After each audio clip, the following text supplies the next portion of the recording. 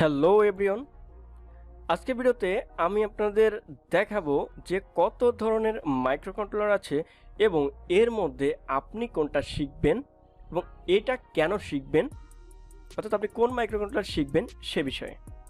দেখুন, কত ধরনের মাইক্রোকন্ট্রোলার আছে, কত কোম্পানির মাইক্রোকন্ট্রোলার আছে, আমি আগে আপনাদের সে বিষয়গুলো বলি, তারপরে কেন আপনি এই মাইক্রোকন্ট্রোলারটা শিখবেন সেটা আপনাদের বলে দেব।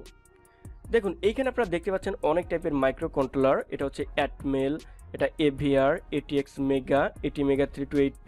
দেখুন, এগুলো প্রত্যেকটাই কিন্তু এভিআর মাইক্রোকন্ট্রোলার। ওকে, অ্যাটমেল কোম্পানির এভিআর মাইক্রোকন্ট্রোলার। তারপরে দেখুন, এটা হচ্ছে মাইক্রোচিপ পিক, এটাও একটা কোম্পানির মাইক্রোকন্ট্রোলার। অর্থাৎ এভিআর আর মাইক্রোচিপ পিক এটা কিন্তু আলাদা। অর্থাৎ প্রথমে আমি আপনাদের বললাম এভিআর মাইক্রোকন্ট্রোলার, তারপর মাইক্রোচিপ পিক, তারপর এটা হচ্ছে 8051 মাইক্রোকন্ট্রোলার, তারপর আরডিনো, এআরএম, আরও আছে যেমন তোশিবা। এগুলো কিন্তু সচরাচর আমরা ইউজ করি না বা আমাদের দেশে ইউজ হয় না, কিন্তু বিভিন্ন কন্ট্রোলিং সার্কিটে কিন্তু তোশিবা মাইক্রোকন্ট্রোলার ইউজ করা হয়। আরও আছে, তারপর আছে স্যামসাং, তারপর আছে ইন্টেল, তারপরে আরও আছে আরডিনো। দেখুন, আরডিনো সম্পর্কে আপনাদের একটু পরে বলছি। তো তারা কি বলি যে বর্তমানে এই মাইক্রোকন্ট্রোলারগুলোই কিন্তু বেশি ব্যবহার করা হয়ে থাকে। এরপরও কিন্তু আরও মাইক্রোকন্ট্রোলার আছে, হয়তো বা সেগুলোর নাম আমরা জানি না, বাট যেগুলো সচরাচর দেখা যায় আমি সেইগুলোর কথাই আপনাদের বললাম। এখন দেখুন, আপনারা অনেকে ভাবতে হচ্ছেন যে আরডিনো তো এটা তো একটা আইসির মতো না, এটা একটা সার্কিটের মতো। দেখুন, আরডিনো হচ্ছে মাইক্রোকন্ট্রোলার নিয়ে একটা ডেভেলপমেন্ট বোর্ড, যেটা ইউজ করার সুবিধার্থে এই সার্কিটটা ডেভেলপমেন্ট করা হয়েছে। দেখুন, এই যে এই সার্কিটে দেখুন, এটা হচ্ছে এই আরডিনো বোর্ডের উপর এটা হচ্ছে মাইক্রোকন্ট্রোলার, তারপরে এই বোর্ডে এটা হচ্ছে মাইক্রোকন্ট্রোলার, এই বোর্ডে এটা হচ্ছে মাইক্রোকন্ট্রোলার। এই প্রত্যেকটা বোর্ডে কিন্তু একটা কন্ট্রোলার আছে, বাট এগুলো নিয়ে একটা ডেভেলপমেন্ট বোর্ড তৈরি করা হয়েছে যাতে আপনার সুবিধা মতো আপনি প্রজেক্ট করতে পারেন এবং এতে কোডিংটা আপলোড করতে পারেন। সেটা কেন সেটাও আপনারা বুঝবেন। দেখুন, আমরা জানি কি সচরাচর মাইক্রোকন্ট্রোলার কিন্তু এমন হয়ে থাকে এবং এটা কিন্তু বিভিন্ন পিনের হয়ে থাকে, যেমন 8 pin, 16 pin, 28 pin, 40 pin, 64 pin এমন হয়ে থাকে। তাহলে কেন আরডিনো বোর্ড এমন ডেভেলপমেন্ট বোর্ড সেটাও আপনারা বুঝতে পারবেন।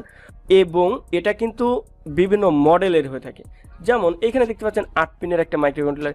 এটা যে শুধু একই মডেলের থাকবে একটা কোম্পানির তা না, এটা কিন্তু বিভিন্ন মডেলের হতে পারে এর সাইজ অনুযায়ী। সাইজ বলতে কি, এর দেখতে সাইজ না, এর ভিতরে ইন্টারনাল মেমোরি, ইনপুট আউটপুট এই অনুযায়ী বিভিন্ন মডেলের হয়ে থাকে। আপনার যেটা প্রয়োজন, আপনার যেমন জায়গার প্রয়োজন সেমন মাইক্রোকন্ট্রোলার নিয়ে আপনি কাজ করবেন। ওকে, এখন আপনাদের বলি যে আপনারা কেন এই যে আরডিনো বোর্ডটা দেখতে এমন কেন।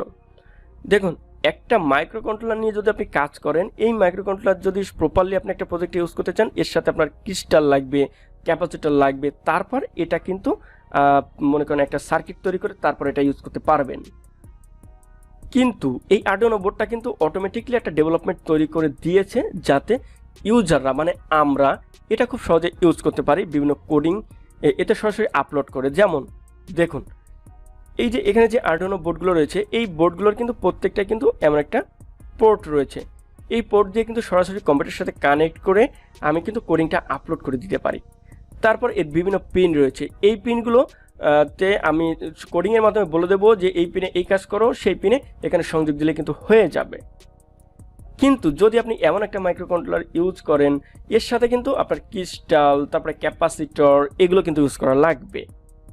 এখন আপনি মনে করতে পারেন এখন যে ক্রিস্টালটা আবার কি। দেখুন, ক্রিস্টাল হচ্ছে, দেখুন আমরা আমাদের বাসা বাড়িতে যে আমাদের 220 ভোল্ট রয়েছে, আমি আপনাদের এক্সাম্পল দিয়ে দেখাচ্ছি বা বোঝাচ্ছি। সেখানে কিন্তু আমরা জানি যে আমাদের এসি লাইনের ফ্রিকোয়েন্সি কত, 50 হার্টজ, অর্থাৎ প্রতি সেকেন্ডে 50 বার এটা কিন্তু সাইন ওয়েভ হয়। অর্থাৎ একবার আমার অফ, একবার 90 ডিগ্রি, একবার 0 ডিগ্রি এমনটা হয়। ঠিক এমনই আপনি একটা মাইক্রোকন্ট্রোলারের ভিতর যে কোডিংটা লিখে দিবেন, যে কোডিংটা আপলোড করে দিবেন, ওই কোডিংটা তো রিড করা লাগবে। এখন ওই কোডিংটা কত স্পিডে রিড করবে সেটা কিন্তু এই ক্রিস্টালের উপর ডিপেন্ড করে।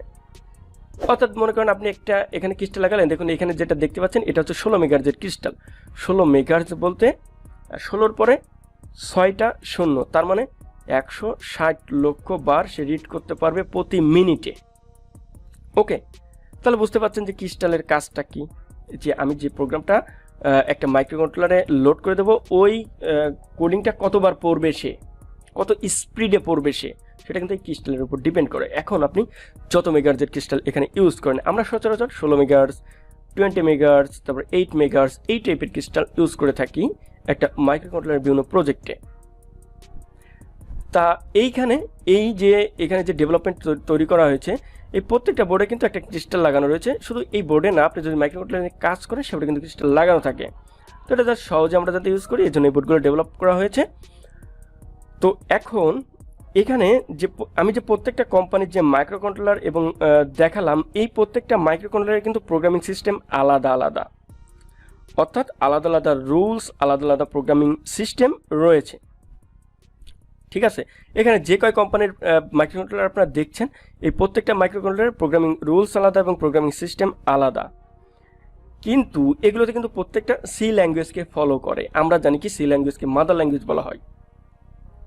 প্রত্যেকটা মাইক্রোকন্ট্রোলার সি ল্যাঙ্গুয়েজকে ফলো করে, কিন্তু এই প্রত্যেকটা কোম্পানির আলাদা আলাদা নিয়ম রয়েছে মাইক্রোকন্ট্রোলার কোডিং করার ক্ষেত্রে, এবং আলাদা আলাদা সফটওয়্যার রয়েছে। এবং শুধু সফটওয়্যার না, যদি এমন একটা মাইক্রোকন্ট্রোলার নিয়ে আপনি কাজ করেন, তাহলে কিন্তু প্রত্যেকটা মাইক্রোকন্ট্রোলারে যখন প্রোগ্রাম লোড করে দেবেন, তখন কিন্তু আপনার প্রোগ্রামিং বার্নার লাগবে। দেখুন এই যে এগুলো হচ্ছে প্রোগ্রামিং বার্নার। দেখুন এইখানে আপনি আইসিটা দিয়ে এটা কম্পিউটারের সাথে কানেক্ট করে এটা লোড করতে হবে প্রোগ্রামটা। ঠিক এমন বার্নার না, এরকম বার্নার কিন্তু প্রত্যেকটা আলাদা আলাদা কোম্পানির মাইক্রোকন্ট্রোলারে আলাদা আলাদা প্রোগ্রামিং বার্নার রয়েছে। ওকে, এইগুলো কম্পিউটারের সাথে কানেক্ট করে কিন্তু কোডিংটা আপলোড করা হয়। দেখুন এমনটা দেখতে। কিন্তু এই যে মাইক্রোকন্ট্রোলার বা আর্ডিনোর কথা আমরা বললাম, এতে কিন্তু আলাদা এক্সট্রা কোনো বার্নারের প্রয়োজন হয় না। সুতরাং এটা কিন্তু নিজেই একটা বার্নার হিসেবে কাজ করছে এবং একটা ডেভেলপমেন্ট বোর্ড, একটা মাইক্রোকন্ট্রোলার হিসেবেও কাজ করছে। মানে খুব ইজিলি আপনি একটা প্রজেক্ট ইউজ করতে পারবেন। এখন আমার এই কোর্সের ভিতর আমি কিন্তু আপনাদের এই আর্ডিনো নিয়েই শেখাবো, এটা আমার নিজস্ব ওপিনিয়ন। এখন কেন আমরা আর্ডিনো শিখবো এতগুলো মাইক্রোকন্ট্রোলারের ভিতর, সেটা আপনাদের বলি যে আমার এটা নিজস্ব ওপিনিয়ন কেন আমরা আর্ডিনো শিখবো। দেখুন আর্ডিনো এই কারণেই শিখবো যে আর্ডিনোটা একটা ডেভেলপমেন্ট বোর্ড, অর্থাৎ এটা হচ্ছে open source hardware, open source prototype hardware.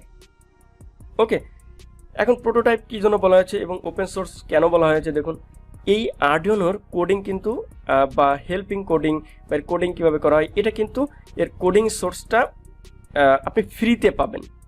অর্থাৎ ইন্টারনেটে যে কোনো জিনিস সার্চ দিলে আপনি কিন্তু পেয়ে যাবেন, তারপর এটা নিয়ে আপনি কাজ করতে পারবেন ওপেনভাবে, অর্থাৎ ফ্রিভাবে। এতে কোনো নিয়ম কানুন নাই যে আপনি এগুলো নিতে পারবেন না, এখানে পে করতে হবে। বেশিরভাগই আপনি কিন্তু ইন্টারনেট থেকে পেয়ে যাবেন ওপেনভাবে। এখন যদি আপনি এগুলো আপনার একটা প্রজেক্ট করার দরকার, এগুলো যদি আপনি ওপেনভাবে পান বা সোর্সিং পান, তাহলে কিন্তু প্রজেক্টটা করতে আপনার সুবিধা হবে। এবং আরও একটা আমি মতামত বলবো যে আপনি এতগুলো মাইক্রোকন্ট্রোলার যদি শেখেন, তাহলে কিন্তু আপনার অনেকগুলো মাইক্রোকন্ট্রোলার শেখার কারণে কিন্তু প্রত্যেকটা আলাদা আলাদা রুলস আপনার জানা লাগবে। আর আমি মনে করি কি আপনার যেটা সুবিধা হয়, যেটার সব কিছু পাওয়া যায়, সেটা যদি একটার উপর আপনি ফোকাস করে ওই প্রোগ্রামিংটা শিখেন, তাহলে কিন্তু যে কোনো প্রজেক্ট ডেভেলপ করতে আপনার সুবিধা হবে, বা ওই মাইক্রোকন্ট্রোলার নিয়ে কাজ করতে আপনার সুবিধা হবে, এবং যে কোনো প্রজেক্ট আপনি ডেভেলপ করতে পারবেন খুব সহজে। যদি আপনি 6টা ল্যাঙ্গুয়েজ শেখেন, 6টা রুল শেখেন, এর থেকে আপনি যদি একটা রুল শেখেন, একটা নিয়ম শেখেন, কারণ প্রত্যেকটা মাইক্রোকন্ট্রোলার দিয়ে কিন্তু একই কাজ করা যায়।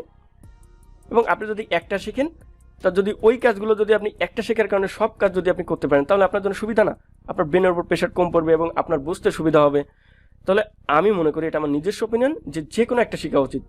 এখানে যে আর্ডিনো শিখতে হবে আমি বলছি না, আপনি যেটা শিখবেন সেই একটাই শিখবেন, ওই একটা শিখে প্রত্যেকটা প্রজেক্ট ডেভেলপ করবেন ওইটা দিয়ে, তাহলে কিন্তু আপনার ক্যারিয়ারের জন্য ভালো হবে, আপনি যে কোনো প্রজেক্ট ডেভেলপমেন্ট করতে পারবেন। তো এই কোর্সে আমি আর্ডিনো নিয়ে শেখাবো, কারণ আর্ডিনো সহজ হবে এবং আর্ডিনো আপনাদেরও সহজ হবে। এবং আর্ডিনো শুধু শিখলে হবে না, এর প্রোগ্রামিং রুলসগুলো আপনাকে ভালোভাবে আয়ত্তে আনতে হবে, তাহলে যে কোনো প্রজেক্ট আপনি ডেভেলপ করতে পারবেন। ওকে, আর আদারওয়াইজ আপনি কিন্তু পারবেন না। তো আমি এই কোর্সে কিন্তু প্রোগ্রামিংয়ের সব রুলস রেগুলেশন আমি কিন্তু শিখিয়ে দিয়েছি, যাতে আপনারা আর্ডিনো নিয়ে কাজ করতে আপনাদের কোনো সমস্যা না হয়। দেখুন আমি আর্ডিনো বোর্ড নিয়ে আপনাদের দেখাই। দেখুন আর্ডিনো ডেভেলপমেন্ট বোর্ড কেন, দেখুন এটা হচ্ছে আর্ডিনো বোর্ড, এইটাই কিন্তু আমার মেইন মাইক্রোকন্ট্রোলার। দেখুন 80 মেগা 328, এটা হচ্ছে 8 মিল, অর্থাৎ আর্ডিনো যত বোর্ডগুলো ডেভেলপমেন্ট করা সব কিন্তু 8 মিল বা এবিআর মাইক্রোকন্ট্রোলার দিয়ে ডেভেলপ করা। জাস্ট দেখুন এই মাইক্রোকন্ট্রোলারতে কাজ করা হয়েছে কত কিছু এখানে লাগছে দেখুন। এই যে এটা হচ্ছে ক্রিস্টাল, তারপর এখানে আরও অনেক ইলেকট্রনিক্স কম্পোনেন্ট, ক্যাপাসিটর, অনেক কিছু ইউজ করা লাগছে। আপনি যদি শুধুমাত্র এই ATmega 328 দিয়ে কাজ করতে চান, অনেক কিছু আপনার এক্সট্রা এর সাথে আপনার কানেকশন করা লাগবে, যেমন ক্রিস্টাল, ক্যাপাসিটর, রেজিস্টর, অনেক কিছু দেওয়া লাগবে। কিন্তু এটা হচ্ছে এমন একটা ডেভেলপমেন্ট পোর্ট যেটা আপনি খুব সহজে ইউজ করতে পারবেন সরাসরি। আর এই যে পোর্ট, এটার মাধ্যমে জাস্ট আপনার আলাদা কোনো বার্নার লাগছে না, আপনি অটোমেটিকলি এটা কম্পিউটারের সাথে কানেক্ট করে এতে প্রোগ্রাম আপলোড করে দিতে পাচ্ছেন। তারপরে এর অ্যানালগ পিন, ডিজিটাল পিন এ সম্পর্কে জেনে আপনি কোডিংগুলো খুব সহজে করা যায়। এই জন্য আমি আরডুইনো শেখাবো আপনাদের, বা আপনারা এটা শিখতে পারেন। দেখুন এখানে আরডুইনোর বিভিন্ন ডেভেলপমেন্ট বোর্ড রয়েছে, এর সাইজ, এর মেমোরি সাইজ অনুযায়ী এটা বিভিন্ন সাইজের হয়ে থাকে। তো আস্তে আস্তে আপনারা বুঝতে পারবেন এগুলো। তো তাহলে আমি আপনাদের দেখানোর চেষ্টা করলাম যে কত ধরনের মাইক্রোকন্ট্রোলার আছে এবং আপনারা কোনটা শিখবেন। ওকে, তো আশা করি আপনারা এই ব্যাপারটা বুঝতে পেরেছেন। ধন্যবাদ সবাইকে।